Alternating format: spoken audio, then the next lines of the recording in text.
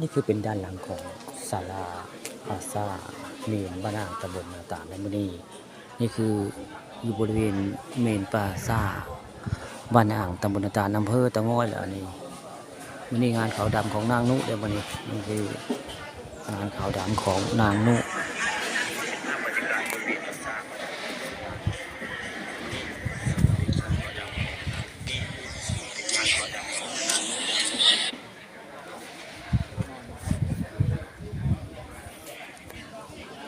สักหน่อยนี่ก็พระเจ้าเสียวสังขารของนางนุมาแต่บ้านอ่างไปแต่ตอนนี้ยังบ่ได้มาเลยตอนนี้ยังบ่ฮอดนางนุยังมาบ่ถึงแต่คนมาก่อนเลยนี่คือบริเวณเมนพลาซ่าบ้านอ่างตำบลนาตาลนั่นแหละคนกะหลายได้มื้อนี้นางนุผู้วายชนคือเป็นอสมเด้เพิ่นเป็นอสมบ้านอ่างตำบลนาตาลคือค่ะเอาละครับมาชมกะได้มางานข่าวดำของนางนุ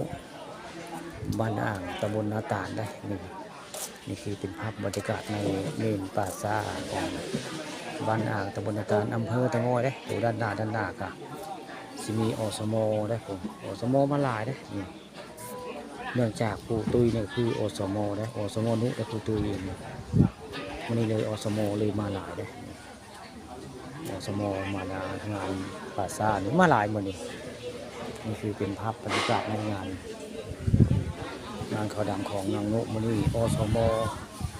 มาหลายนะมาหลายรวมแล้วก็หลายพอสมควรแต่ว่าอันยังบ่มาบ่ฮอดได้อันสังขารของนางนุอีกสักหน่อย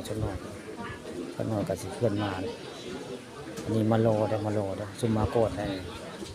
แต่บ้านเมืองเขาเจ้ามาท่าก็ได้มีดอกมาตำหลังนะสักหน่อยนี่นางนุก็สิมาฮอด